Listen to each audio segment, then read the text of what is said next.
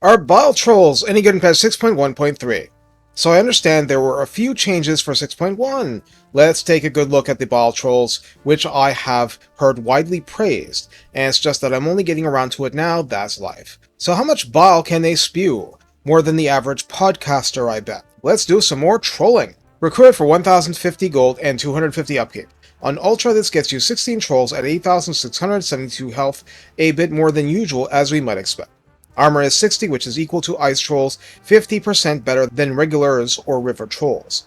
Leadership 50 is 5 better than usual. Speed 54 and Charge Speed 78 are normal, but melee attack beginning at 29 is less than usual. Each attack carries poison. Future Battle has come to make amends because yeah, actually Bile Trolls don't do poison anymore.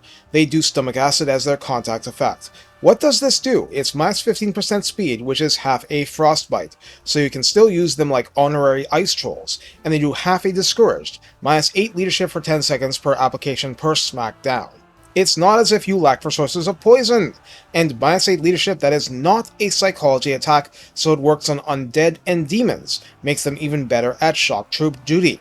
Of course, it's expected of Nurgle units. Attack interval 3.8, medium splash target, so regular cavalry on down, and max targets damaged 4, all tracks the normal trolls. Melee defense 45 is pretty hefty.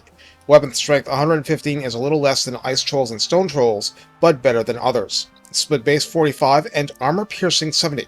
In other words, same AP, 50% more base damage than regular trolls. Charge bonus 24 and mass 1500 are exactly like regular trolls. This Siege Attacker can hide in forest and causes fear. It has old school regeneration, therefore 20% fire weakness, and has the Corrosive Bile passive, causing melee defense minus 6 to enemies in a 35 meter radius. And this is why a lot of people think this unit is absolutely fantastic, and they're not wrong. Nurgle tends to be defensive as a faction. Actually connecting with targets can be a weakness. Poison does a great job totally by itself reducing enemy damage in melee, but reducing enemy melee defense. Your sources of that and raising your own melee attack are kind of few. So having a tanky, monstrous infantry unit slap stuff around and reduce its melee defense, in other words, countering the debuff from the whole Mark of Nurgle thing, is a huge net positive for the faction, even though that the net positive is really 1 point.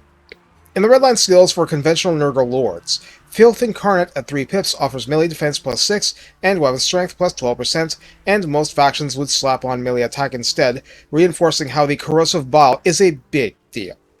Putrid Resistance grants rank 7 Bile Trolls desperately sought melee attack plus 5, weapon strength plus 12% again, and ward save 5%.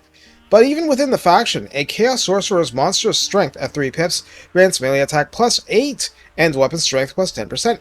Freakish Mutations would give the rank 7 one's leadership plus 8, kind of a big deal for trolls, melee attack plus 5, and ward save 5%. In the tech tree for Nurgle, Plague Beasts grants plus 1 recruit rank and plus 4 melee attack, and that's badly needed too.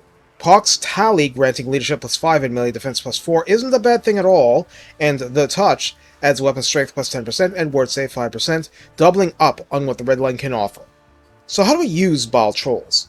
Since they help the rest of your forces, you have even more incentive to use them as support for the battle line and support for Chaos Knights out in the field if need be. Frankly, there's not a whole lot of bad ways to use them, except getting shot a lot by flaming arrows. 60 armor won't feel that good if it's enough damage boosted by 20%. Otherwise, you have a perfectly good troll unit, with easy access to better leadership than typical, and with just plain tons of staying power. More base health means regeneration helps it more, and since there's no bad way to use it in a faction full of melee units, it's easy to use. It's still better to eye using it to help very killy hired help other than the trolls themselves, just to compound the damage you're doing, but it's about as straightforward as you can get, and that makes this an exceptional value. Just watch out for flaming birds and lava-spewing cannons. Take care and have fun spewing bile and invective. Some people make good money doing that.